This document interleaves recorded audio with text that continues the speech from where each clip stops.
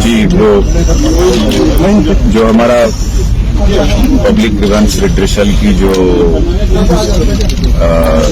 Scheme है या जो पहल है, उस सिलसिले में हमने ये सोचा कि अब श्रीनगर से और जम्मू से बाहर आकर मुफस्सिल डिस्ट्रिक्ट में भी लोगों को मिले और उसका एक कड़ी है। पहली बार हम स्टेशन हेडक्वार्टर मतलब स्टेट हेडक्वार्टर से बाहर निकल के उसको मिलने की कोशिश कर रहे हैं। अब मसाइल है लोगों के बहुत और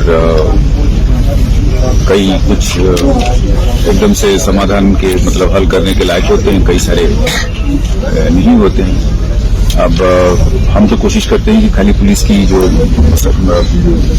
मैटर है या मसाइल है उसी पे करें, पर इसमें मुख्तलिफ खासकर हमारे उसमें अपने पुलिस के भी परिवार के भी जो लोग होते हैं उनके भी अपने मसाइल होते हैं।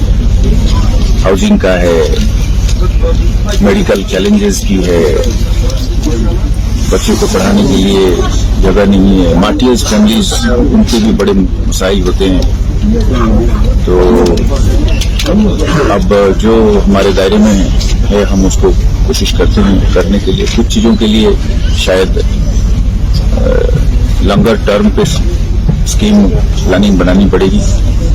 जैसे अभी कुछ देर पहले कई सारे ऐसे मार्टियर्स फैमिली या तो फिर ऐसे फैमिलीज के लोग आए जिनके परिवार वाले जो पुलिस में थे वो फोत हो गया है या कैंसर पेशेंट है, तो रहने के लिए जगह नहीं होती है श्रीनगर में इलाज के लिए, पढ़ाई के लिए, तो उसके लिए कठिनाइयां होती है। तो इस मुख्तलिफ किस्म की बड़ी चीजें हैं इसमें। तो जो पुलिस की इन्वेस्टिगेशन को लेकर या कंप्लेंट्स को लेकर है वो तो ज्यादा जल्दी से उसको किया जा सकता है, कुछ चीजें जो है उसके परे है। पर एक बार एहसास तो हो रहा है प्रॉब्लम्स क्या है, कितना डेप्थ है, कितना क्वांटिटी, कितना कॉम्प्लेक्स है। तो कोशिश रहेगी कि ये सबका कहीं जहां तक हो सकता है उसको निकाले। सबने जो सवाल उठाए एसपीओज का, हम इस बात की एहसास है हमें कि एसपीओज जो है हमारे एक अहम हिस्सा है और सना वसाना काम करते हैं और कम तनख्वाह पे करते हैं। हमें इस चीज की एहसास है। हम अपने तरीके से जो हमारे अख्तियारात के दायरे में है हम उसको उनका भला करने की कोशिश करते हैं। जैसे हमारी वेलफेयर स्कीम में हम जो पुलिस वालों को जिस तरीके से लोन वगैरह देते हैं तो हमारा सेल्फ कंट्रीब्यूशन होती है, तो उसमें से उनको भी हम उसी पैसे से उनको लोन देते हैं, उनका इलाज के लिए पैसे देते हैं, उनके बच्चों के लिए स्कॉलरशिप्स वगैरह देने की कोशिश करते हैं। और हम ये भी कोशिश करते हैं कि अगर हम जैसे SRO 43 में तो उनको मिलता है जो कांस्टेबल्स, इनको हम उनके घर वालों को ही प्रेफरेंस देने के लिए कोशिश करते हैं। अपना दायरे में जो हम कर सकते हैं उसको हम करने की कोशिश करते हैं। अब उसके एक इंस्टीट्यूशनल तरीके से उनको और बेनिफिट्स मिले या उनको वो एक सिलसिला है, उस पर हमारी कोशिश हमेशा जारी रहेगी कि उनको किस तरीके से जो उनमें से कम अच्छे काम करते हैं उनको हम किस तरीके से पुलिस में ला सकते हैं, रेगुलर पुलिस में, उसकी हम हमेशा एक कोशिश करते हैं। बीच बीच में करते भी हैं, उसको अमल में भी लाते हैं। पर एक ये अलग से स्कीम है तो एकदम से इसको कन्वर्जन करने का तो गवर्नमेंट का दायरे में आएगा।